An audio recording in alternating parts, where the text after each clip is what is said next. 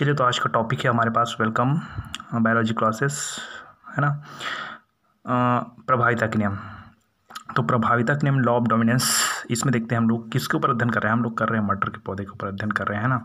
तो इसके लिए हमको कोई न कुछ किसी भी जीन को मानने के लिए हम लोग संकेत की जरूरत पड़ती है। तो हम लोग कैपिटल टी और कैपिटल टी को संकेत के रूप में लिए हैं, स्मॉल टी को संकेत के रूप में लिए हैं। ये क्या है? ये है मटर के पौधे का जो जीन है, जीनोटाइप है। वो बाहर से दिखता है उसको फिनोटाइप बोलते हैं, अंदर दिखता है उसको जीनोटाइप बोलते हैं। तो ये जीन है ना। इसके लिए आपको एक चीज़ जानना जरूरी है, एलील क्या है। एलील, ठीक है, क्योंकि ये एक दूसरे के एलील है, ये सब, है ना। तो एलील का मतलब होता है कि एक ही गुण के विभिन्न पर्यायी रूपों को व्यक्त करने वाला। एक ही गुण के ना, मतलब ये जो कैपिटल टी है और कैपिटल टी है, इसका भी गुण, इसका भी, दोनों का गुण सेम ही है, लेकिन अलग अलग जगह, ठीक है, पर्यायी रूप को व्यक्त कर देता है। कौन से रूप को व्यक्त कर देता है? पर्यायी। अब पर्यायी का मतलब क्या होता है? पर्यायी का मतलब के समझने के लिए बता रहा हूँ आपको। एक वाटर, पानी को हम लोग क्या बोलते हैं? नीर भी बोलते हैं और वारी भी बोलते हैं, ठीक है।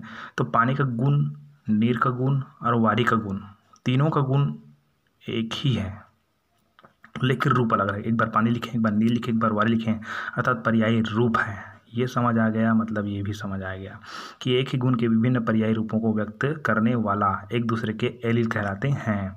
तो ये किसको व्यक्त करता है? देखिए, ये व्यक्त करता है टॉल, ठीक। यहाँ पर आपको कैपिटल टी और कैपिटल टी दिखेगा, वो कहलाएगा टॉल। टॉल मतलब लंबा, लंबा को प्रदर्शित करता है। ये प्रदर्शित करता है ड्वार्फ, ड्वार्फ मतलब बौना, ये बौने को प्रदर्शित करता है ना।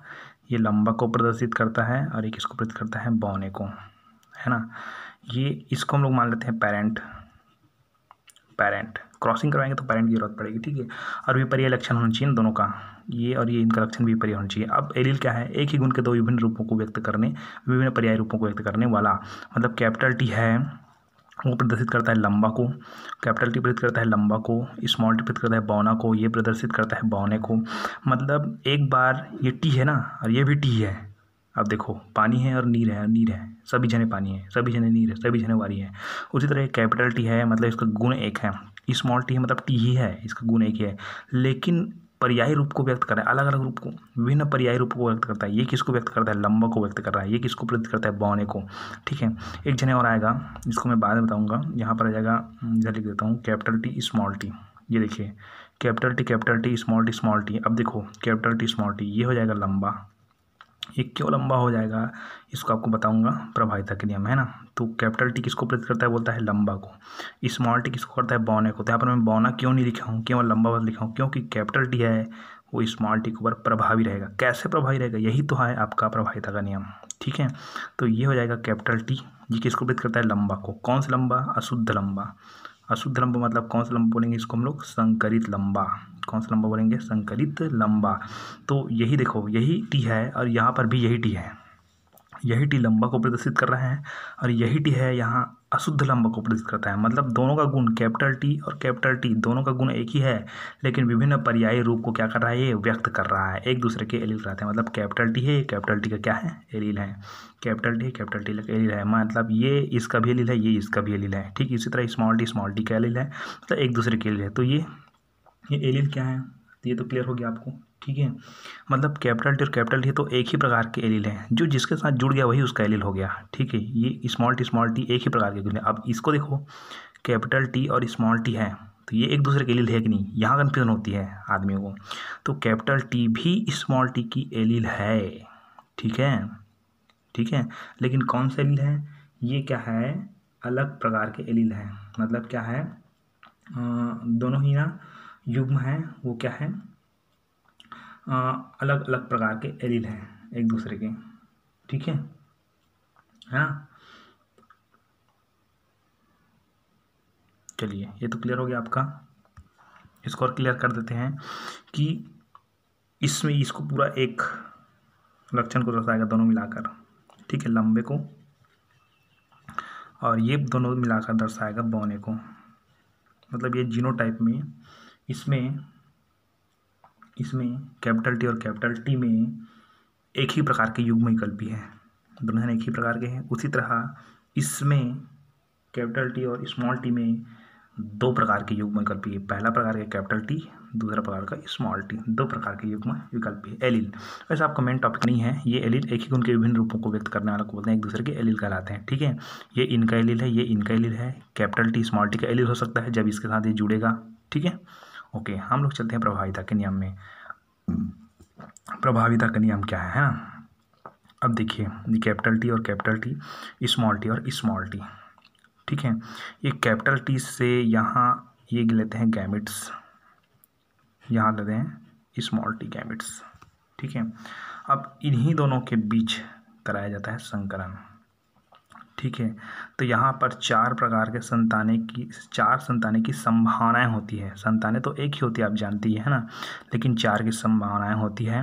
तो इसको हम लोग बोलेंगे पेरेंट, इसको हम लोग बोलेंगे गैमिट, और ये जो पहला नंबर का संतति आएगा उसको बोलेंगे F1 पीढ़ी। कौन सा पीढ़ी बोलेंगे? F1 पीढ़ी। जब आप पृथक्करण के नियम में जाओगे तो दूसरा पीढ़ी भी आएगा, है ना। इसके लिए आप आगे वीडियो देखना पड़ेगा पृथक्करण के नियम के ना। चलिए, तो ये क्या आएगा?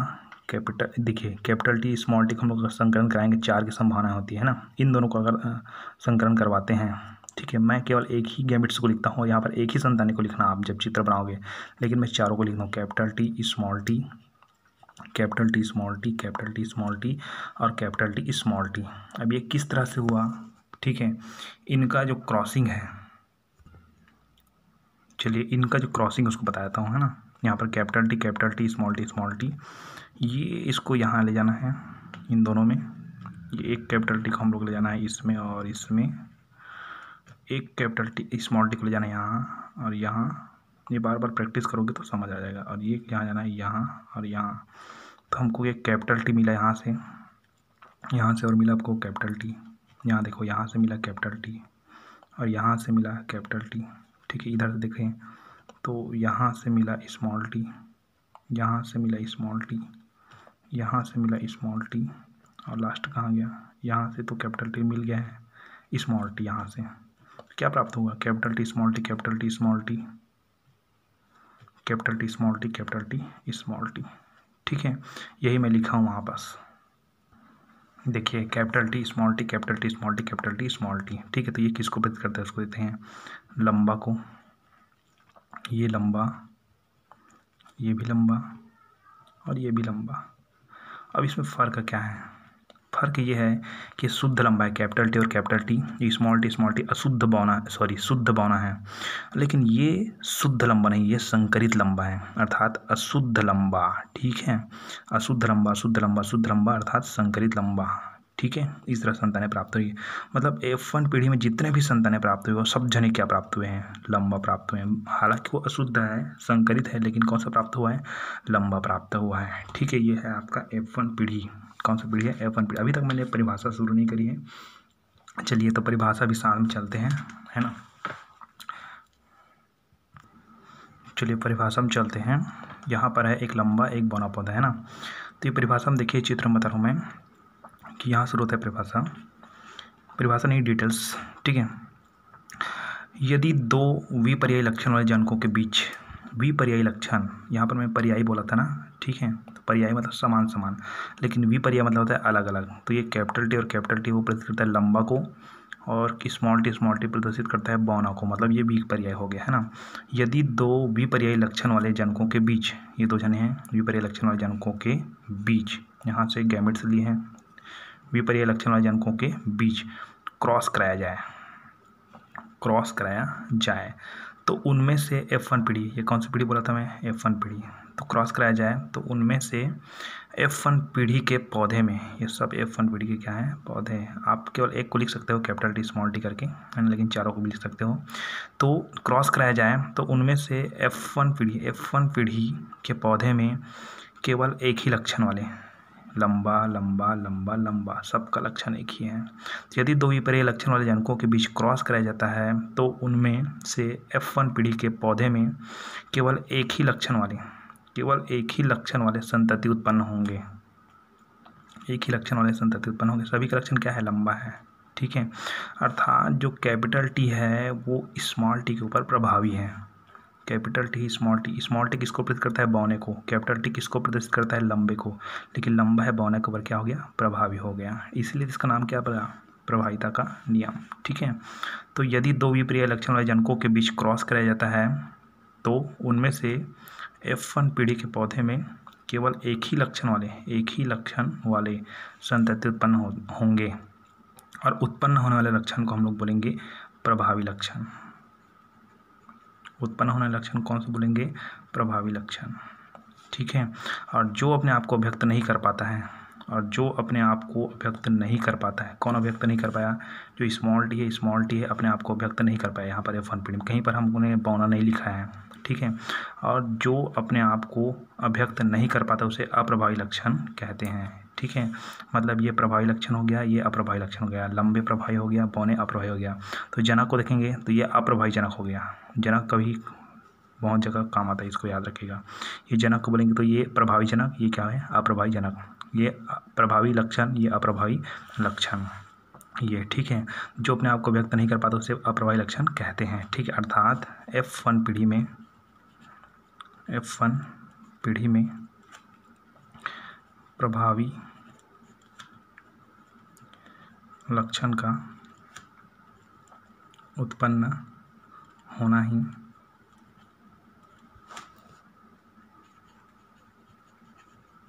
प्रभाविता का नियम कहलाता है। ठीक है, अर्थात F1 पीढ़ी में प्रभावी लक्षण का उत्पन्न होना ही प्रभाविता का नियम कहलाता है। ठीक है, अब आप उदाहरण दे सकते हैं कि किन किन पौधे को हमने लिया।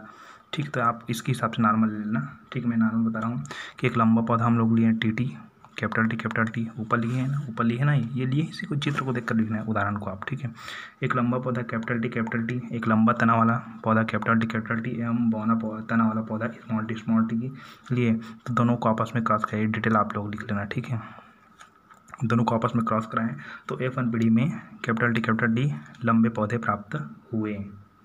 ठीक है, अर्थात कैपिटल टी वो स्मॉल टी के ऊपर क्या रहा? प्रभावी रहा।